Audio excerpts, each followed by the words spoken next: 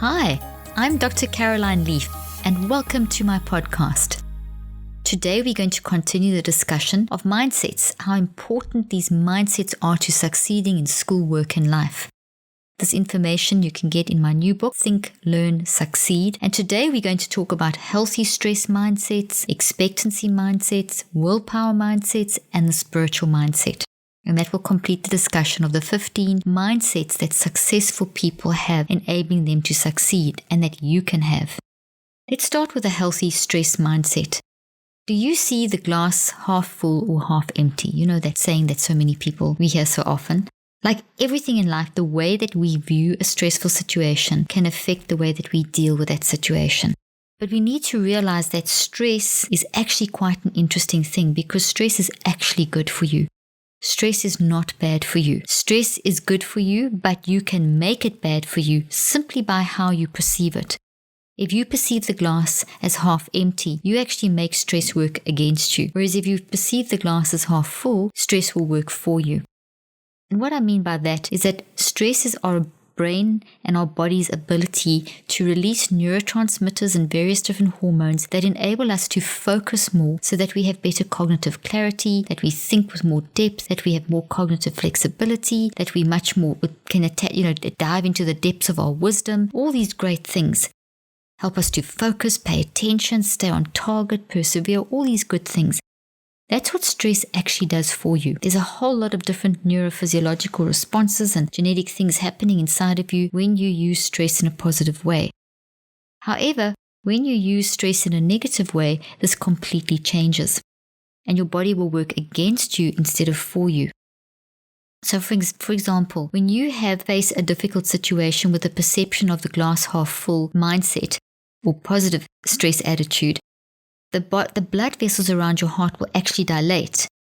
You'll have increased blood flow into your brain and oxygen in your brain, which is very good because this increases your cognitive fluency and your clarity of thought. So that is your ability to not only face a challenge exists, but it's also your strength to overcome it is also going to be much, much stronger. This increased blood flow also balances the two different parts of the nervous system called the sympathetic and parasympathetic nervous systems. And this allows a number of neurophysiological and genetic processes to work for you, fueling your intellectual growth. You'll also get a special genetic switch being turned on inside a part of your brain called the hippocampus, which is very involved in converting short to long-term memory. And when that switches on, it strengthens your body, gives you extra resilience, and helps you to cope in a difficult situation. There are so many things that are actually happening, and I've just mentioned a few.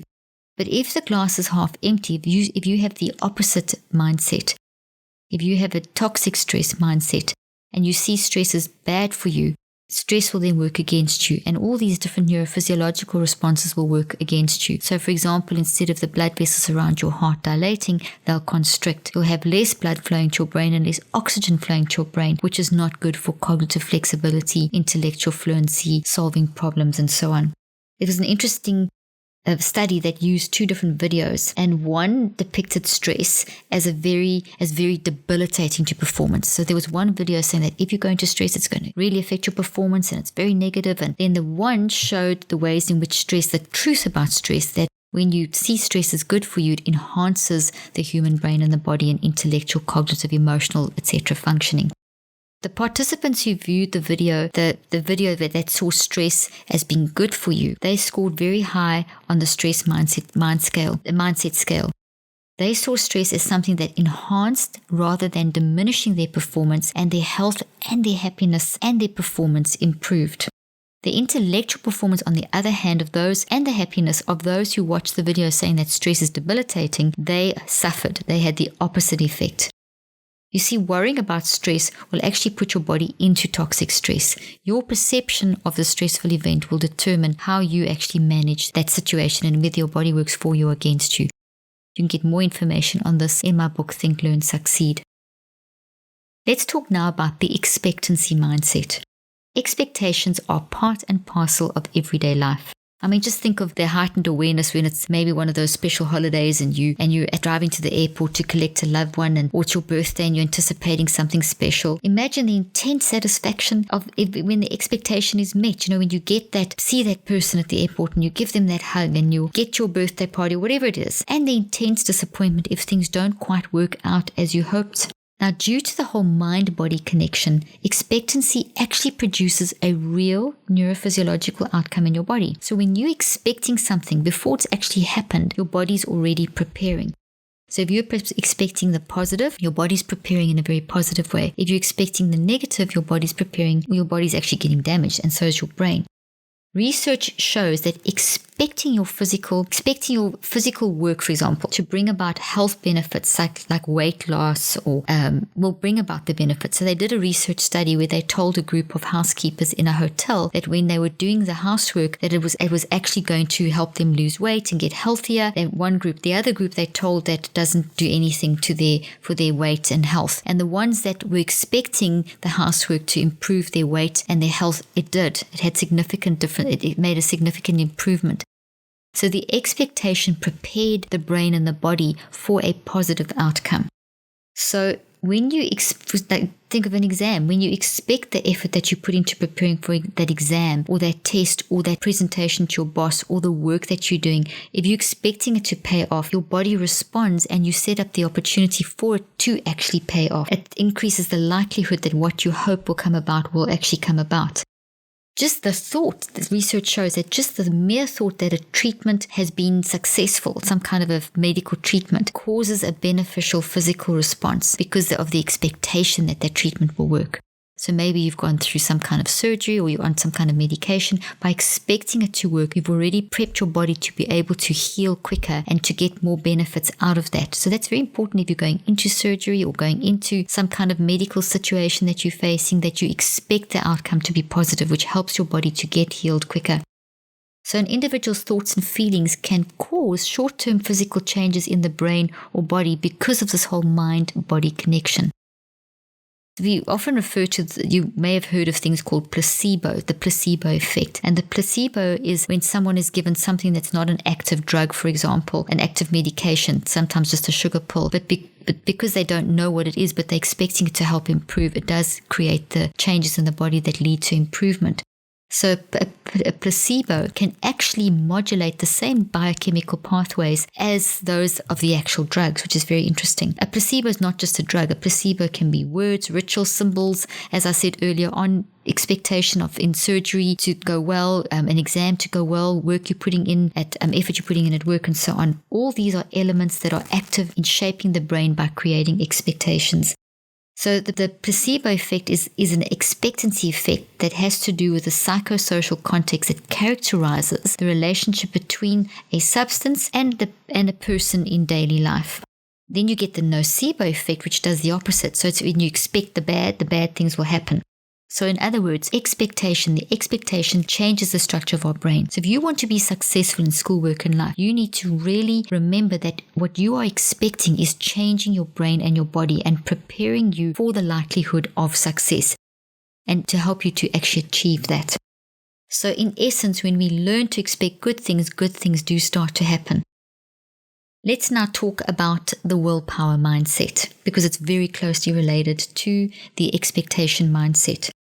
The willpower mindset is the mindset that allows us to persevere even if we don't feel like persevering, and we've all been in those situations.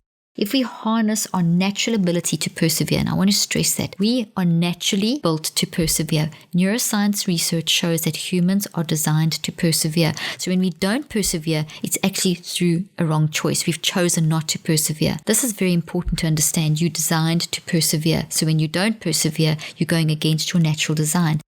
And willpower is the thing that carries you through that perseverance. And when you have expectancy operating, it activates that natural perseverance mode or design of your brain and your body. So willpower takes the expectancy mindset to the whole next level. So the willpower mindset takes the expectancy mindset to a next level. They work hand in hand. We use our willpower to change our thoughts about a physical or mental act.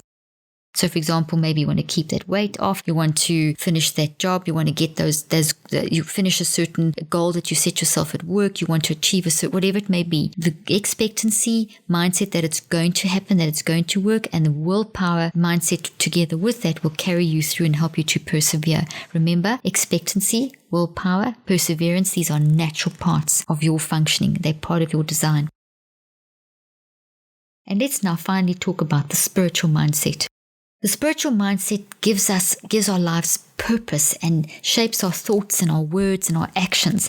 It kind of, just to get all philosophical for a moment, it colors our dreams, it enables us to face whatever life throws our way. It gives us a realization that there's more than just the physical. It gives us this depth to life that we all instinctively know to be true.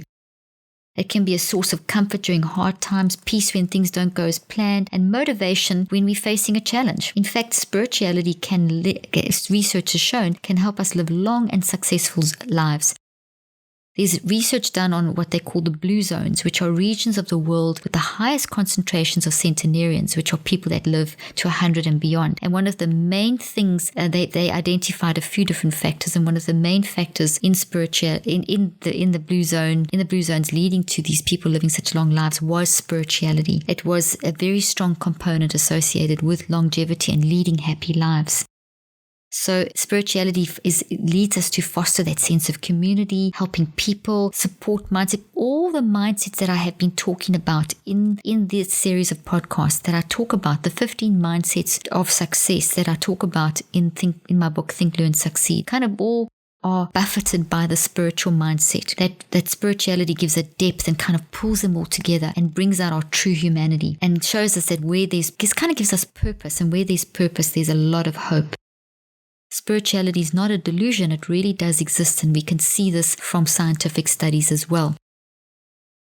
So I want to encourage you to really get your hands on this book, Think, Learn, Succeed. I've given a brief overview in these last few podcasts on all these 15 mindsets that have been identified to help us to succeed. Once again, a mindset is powerful. It is information and emotions that are tied together in a thought and are like a pair of sunglasses that you put on and you view the situation that you're in through that. And all these 15 together, as you develop these in your life, which are totally natural to you, they're part of your wired for love design, they are going to help you to achieve the success that you instinctively know and deserve to achieve in your life, in all aspects of your life, whether it's school, work, life, academic, etc. Thank you for joining me. I'm Dr. Caroline Leaf.